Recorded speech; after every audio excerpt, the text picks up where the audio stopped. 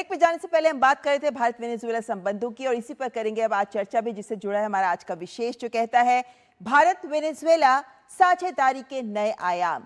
चर्चा के लिए हमारे साथ जुड़े हैं राजदूत मंजू सेठ, पूर्व वरिष्ठ राजनयिक, साथ ही doctor Rajan Kumar, professor international studies JNU. आप दोनों का बहुत बहुत स्वागत है। सबसे पहले अगर मैं प्रोफेसर साहब आपके पास आना चाहूँ, डॉक्टर राजन कुमार, की आज जो बायलैटरल्स हुए हैं, जो प्रतिनिधिमंडल स्तर की वार्ता हुई है, उससे पहले हम देखते हैं कि वेनेजुएला आज के दौर में वैश्विक परिप्रेक्ष्य में तेल एक बहुत महत्वपूर्ण कमोडिटी हो गई है और वेनेजुएला के पास अपार संसाधन हैं, तेल के संसाधन भी हैं। तो जो अभी तक का संबंध ऊर्जा के क्षेत्र में भारत और वेनेजुएला के बीच बना हुआ था, इस दौरे से, वेनेजुएला के कार्यवाहक राष्ट्रपति के इस दौरे से और इस वार्ता के बाद क्या बदला है? जी मुझे बुलाने के लिए शुक्रिया ममता जी। मैं बता दूं कि अभी जो यह विजिट है बहुत इंपॉर्टेंट है, दोनों देशों के लिए बहुत इंपॉर्टेंट है। वेनेजुएला की आर्थिक स्थिति आप जानते हैं कि काफ़ी अभी वहाँ पे खराब चल रहा है। जब से वहाँ पे परिवर्तन हुआ और उसके बाद जिस ढंग से वहाँ पे आपने देखा कि अटैक हुआ, लेकिन उसके बाद से जो इकोनॉमी है उसको खोलने की ज़रूरत है। और उनके पास जो सबसे इम्पोर्टेंट रिसोर्सेस आप जानते हैं तेल का है, तो वो अपने तेल को दूसरे देशों में भेजने की कोशिश कर अपने अमेरिका ने प्रतिबंध लगा दिया, पहले अमेरिका करेगा, उसके बाद अब उनको लगता है कि दूसरे देश जिनके पास उनके तेल की रिफाइनिंग कैपेसिटी है। मैं यह भी बता दूं कि बहुत सारे देश हैं जिनके पास रिफाइनिंग कैपेसिटी, क्योंकि हेवी ऑयल है, वेनेजुएलन ऑयल जो है। तो वैसे में उनको लगता है कि चूंकि भारत अभी इतना डिमांड है और अभी हॉर्मुज क्राइसिस के बाद और भी हम इंटरनेशनल मार्केट से काफ़ी ज़्यादा लेने की कोशिश कर रहे हैं। तो वैसे में पिछले 2 महीनों के आंकड़े देखेंगे, अगर अप्रैल मई के आंकड़े देखेंगे, तो वेनेजुएला से हमने काफ़ी तेल का आयात किया है। जी। और मैं यह भी बता दूं कि जब वेनेजुएला पे जब प्रतिबंध लगा था ट्रंप के पहले शासनकाल 2019 से पहले की मैं अगर बात करूं, तो उस समय हमारे तेल के आयात वेनेजुएला से काफ़ी ज़्यादा हो रहे थे। और दोनों के ट्रेड की बात करूं तो ट्रेड के फिगर्स भी लगभग 6 बिलियन के आसपास थे। बिल्कुल। हालांकि उसके बाद सैंक्शन लगा, काफ़ी कम हो गया। आपने फिगर्स दिखाए कि अभी किस ढंग से कम हो गए हैं, कुछ 1 बिलियन से भी कम का 700 मिलियन के आसपास का अभी ट्रेड इस साल का पिछले साल का था। लेकिन यह मैं बता दूं कि इसके काफ़ी बढ़ने की संभावना है। उसका प्रमुख कारण यह है कि चूंकि भारत अभी इंटरनेशनल मार्केट से हॉर्मुज से चूंकि नहीं मंगा पा रहा है, हॉर्मुज के क्षेत्र से, तो दूसरे मार्केट से लाने की कोशिश कर रहा है। उस दृष्टिकोण से वेनेजुएला बहुत ही महत्वपूर्ण हो जाता है। और केवल तेल ही नहीं, मैं बता दूं कि वेनेजुएला में और भी दूसरे रिसोर्सेस हैं जहां पे कि हम वेनेजुएला हमारे लिए काफ़ी फायदेमंद हो सकता है। जिसमें कि जैसे गोल्ड की मैं बात करूं, गोल्ड के अलावा अभी एक जो आर्टिफिशियल इंटेलिजेंस के ज़माने में जो सेमीकंडक्टर के लिए जो रॉ मटेरियल चाहिए, उसमें क्रिटिकल मिनरल्स की बात होती है। बिल्कुल। कॉपर से लेके बहुत सारे मिनरल्स उसमें आते हैं। तो उन सारे दृष्टिकोण से देखें तो वेनेजुएला हमारे लिए बहुत ही महत्वपूर्ण हो जाता है। और आपने अपने अपने वक्तव्य में भी बताया था कि ग्लोबल साउथ के दृष्टिकोण से देखें तो ग्लोबल जी, साउथ में इस मुद्दे पर मैं वापस आऊंगी, लेकिन एम्बेसडर मंजू सेठ, जैसे हम बात कर रहे हैं कि वेनेजुएला में भी जो हाल का राजनीतिक घटनाक्रम घटा, उसके बाद वो भी एक स्टेबल इकोनॉमी चाहते हैं। ऐसे में किस तरीके का गिव एंड टेक दोनों कंट्रीज के बीच में आप देखते हैं? क्योंकि अब हम बात करें कि एक स्ट्रक्चर्ड पार्टनरशिप ऊर्जा के क्षेत्र में दोनों देशों के बीच होनी जरूरी है। बिल्कुल, बहुत ज़रूरी है, क्योंकि वैश्विक जो परिवेश हम देख रहे हैं कैसे बदला हुआ है और कैसे अनस्टेबल हो गया है। और दोनों देशों के लिए बहुत ज़रूरी है कि आपस में एक अपना जो रिलेशनशिप है उसको और मजबूत करें, ताकि विन विन सिचुएशन दोनों के लिए। और ये जो वहाँ पे हुआ है, इतने सैंक्शंस लगे इतने सालों से, और फिर अभी उन्होंने उठाए थे थोड़े से, फिर ये तख्ता पलट जो किया, तख्ता पलट कहिए या उनके उनके प्रेसिडेंट को कैप्चर किया है, और अभी एक्टिंग प्रेसिडेंट हैं डेल्सी रोड्रिगेज। तो इनके लिए बहुत ज़रूरी है कि अपनी इकोनॉमी फिर वापस एक लेवल पे लाया जाए। कि बहुत सैंक्शन से बहुत पीड़ित थे ये, और उनकी इकोनॉमी काफ़ी स्लो डाउन हो गई थी। तो अब बिल्कुल। ये अपॉर्चुनिटी है उनको उसको रीबूट करने के लिए और उसको एक पुश देने के लिए, ताकि उनको पता है कि भारत एक इम्पोर्टेंट देश है उनके लिए, और वर्ल्ड इकोनॉमी में और वर्ल्ड स्टेज पे काफ़ी अहमियत रखता है, मार्केट भी रखता है। लेकिन अदरवाइज ऑल्सो एक ग्लोबल साउथ का, जैसे उन्होंने कहा, एक लीडरशिप रोल में है। और पहले भी हमने देखा था नाम में, और ग्रुप ऑफ G77 था, मुझे याद है, मैं वहाँ जी। गई थी काराकास G77 मीटिंग में। तो एक मुझे पता है कि हमेशा से हमारे बहुत अच्छे रिलेशनशिप रहे। और अब वो इस वक्त इकोनॉमी जो उनकी सॉर्ट ऑफ इम्पैक्ट नेगेटिवली हुई है उससे वो बिल्कुल निकलना चाहते हैं। और ये एक अपॉर्चुनिटी है वेनेजुएला के लिए भी और भारत के लिए भी, हमारे लिए भी बहुत चीजें हैं जो हमें उनसे वहां से चाहिए, जैसे उन्होंने कहा क्रिटिकल मिनरल्स, ऊर्जा और उनके जो इन्वेस्टमेंट्स हैं, क्रिटिकल मिनरल्स हैं, सब चाहिए हमें। और जी, साथ पर में एम्बेसी उन्हें भी सेठ आज की दुनिया में हम देखते हैं तो हम पाते हैं कि जितने भी सहयोगी साथ खड़े हो सके उतना बेहतर है, फिर वो चाहे छोटा देश हो चाहे बड़े देश हो। ऐसे में वेनेजुएला और भारत के बीच की साझेदारी को कैसे वक्त के साथ आप आगे बढ़ते देखती है, क्योंकि आज ग्लोबल साउथ को लेकर दोनों देश मुखरता, दोनों ही देश ग्लोबल साउथ का हिस्सा हैं और ग्लोबल साउथ के मंच पर दोनों देश साथ आगे बढ़ रहे हैं।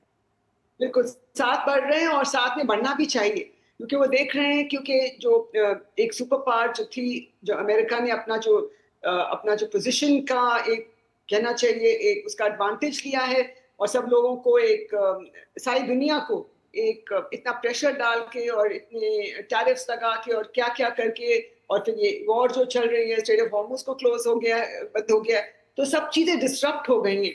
और इससे निकलने के लिए दोनों देश और वो चाहते हैं कि एक मल्टीपोलर वर्ल्ड हो और रिफॉर्म ऑफ इंटरनेशनल ऑर्गेनाइजेशंस हो, जैसे आईएमएफ है, यूएन है, वर्ल्ड बैंक है, सब, क्योंकि ये ग्लोबल साउथ सब चाहते हैं, countries of the global south सब चाहते हैं कि हमारी आवाज की सुनवाई हो। और जब तक इकट्ठा हम बैठ के कोलैबोरेट आपस में भी करें और एज अ मल्टीलैटरल और मल्टी एक देश से ज्यादा, मतलब 4-5 देश या जो भी हमारे ग्रुपिंग्स एक आवाज से बोले, तभी ये सुनवाई होती है। तो ये ग्लोबल साउथ को समझ आ रहा है कि हमको इकट्ठा रहना है, नहीं तो we will not be able to. ये जो इस वक्त जो इतना वैश्विक, जैसे मैंने कहा, परिवेश है, सब ऐसा बना हुआ है कि हर एक देश को मुश्किल आ रही है। और यूएस की जो एटीट्यूड है, उसके लिए हम कुछ कह नहीं सकते किस वक्त किस तरफ पलटे, क्योंकि कभी वो तो एक अस्थिरता का दौर है जो सामने नजर आ रहा है और इस अनिश्चितता के दौर में ये साथ होना, सहयोगी को साथ लेकर चलना महत्वपूर्ण भी हो जाता है। लेकिन प्रोफेसर साहब, जब हम तेल ऊर्जा सहयोग की बात करते हैं तो आज प्रेस कॉन्फ्रेंस में विदेश मंत्रालय के द्वारा ये कहा गया कि अपस्ट्रीम और डाउनस्ट्रीम दोनों क्षेत्रों में संभावनाएं बहुत ज्यादा है। हम जानते हैं कि वेनेजुएला में तेल तो है प्रचुर मात्रा में, लेकिन उसकी प्रोसेसिंग करने की फैसिलिटीज उनको भी चाहिए और इसीलिए ये जरूरी हो जाता है उनके लिए कि भारत जैसे सहयोगी को साथ लेकर चला जाए। अपस्ट्रीम यानी खोजना, डाउनस्ट्रीम यानी प्रोसेसिंग करना तेल की। भारत की कंपनियां तकनीकी क्षमताओं के आधार पर और वास्तविक क्षमताओं के आधार पर कहां तक वेनेजुएला के साथ के इस सहयोग में अपना दमखम दिखा सकती है? जी, बिल्कुल इसकी आपने अच्छे से समझा दिया, शुक्रिया ममता जी, कि अपस्ट्रीम डाउनस्ट्रीम के बारे में।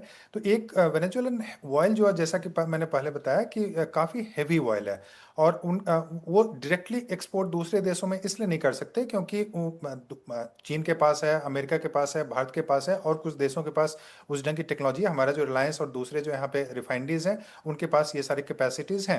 मैं बता दूं कि रिलायंस के जो एग्रीमेंट भी हुए थे 2010 के आसपास हुए थे, 15 साल का एग्रीमेंट हुआ था। ये अलग बात है कि सैंक्शन के बाद हुआ एग्रीमेंट उस ढंग से एक्सपेंड नहीं हो पाया उसमें जिसमें जो स्कोप थे।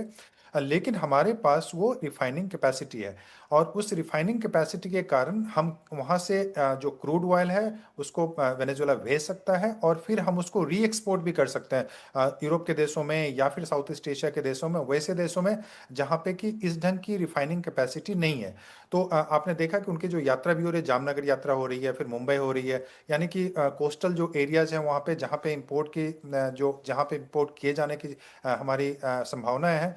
तो मुख्यतया मैं बताऊं कि भारत के पास वो प्रोसेसिंग कैपेसिटी है, तो भारत क्रूड ऑयल इंपोर्ट भी कर सकता है। उसके बाद अगर चाहे कि अपनी आवश्यकता के अलावा भारत वो उसको दूसरे देशों में भेजना चाहे तो वह भी हो सकता है।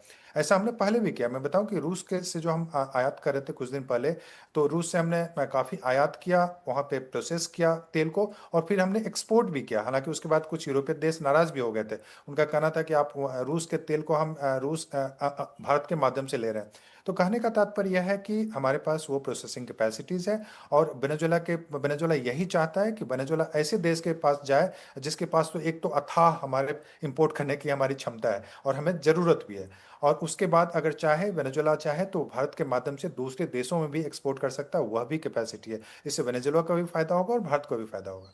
बिल्कुल, तो यानी विन विन सिचुएशन दोनों कंट्रीज के लिए इस क्षेत्र में बन रही है। लेकिन एम्बेसडर मंजू सेठ, जो अन्य क्षेत्रों की बात की जाती है उनमें संभावनाएं कितनी प्रगाढ़ दिखती हैं आपको, खासकर फार्मा जैसे क्षेत्र के लिए? जब हम एक्सप्लेन कर रहे थे कि हमारे इंडियन आईपीएस को एक्सेप्ट कर रहे हैं, तो ये अन्य क्षेत्रों की संभावनाएं भी हमारी कंपनियों को कितने अवसर दे सकती हैं? बहुत अवसर मिलेंगे और ऑलरेडी फार्मास्यूटिकल्स थोड़े बहुत एक्सपोर्ट हो रहे हैं, लेकिन अगर जॉइंट वेंचर सेटअप करें, मैन्युफैक्चरिंग यूनिट्स जॉइंटली करें और साथ में आयुर्वेद और आयुष की बहुत आजकल जैसे आपने कहा वहाँ पे रिकग्निशन भी दे दी है उन्होंने, अब उसको रिकग्नाइज कर दिया इंडियन सिस्टम को।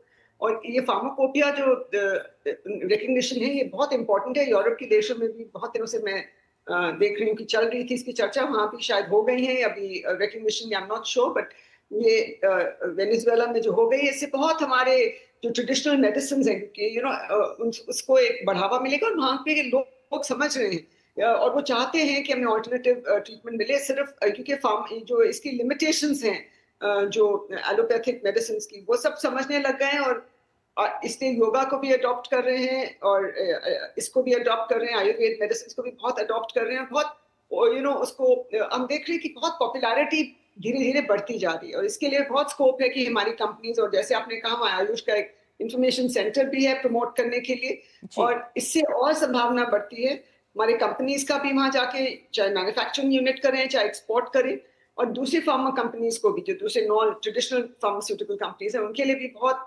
संभावना बढ़ती है। और ये बहुत पॉजिटिव है क्योंकि लोग चाहते हैं कि हमें अच्छी मेडिसिन मिले और एक किफायती रेट पे मिले, अच्छे रेट पे मिले, और ऑल्टरनेटिव मेडिसिन का तो बहुत अपॉर्चुनिटीज हैं जो इससे इसको बढ़ावा मिले। और जाहिर है कि जैसे मैंने पहले बोला कि दोनों कंट्रीज के बीच में जॉइंट कमीशन 2005 में ही बन गया था, तो ऐसे कमीशंस के आधार पर जो भी डिसीजंस लिए जाते हैं उन्हें आगे जमीन पर उतारने में कम वक्त लगता है, रफ्तार रहती है, और ये भी एक सकारात्मक पहलू है जो दोनों देशों के रिश्तों को और रफ्तार देता नजर आ सकता है। फिलहाल बहुत बहुत धन्यवाद मेरे दोनों मेहमानों का हमारे साथ जुड़ने के लिए इस चर्चा में।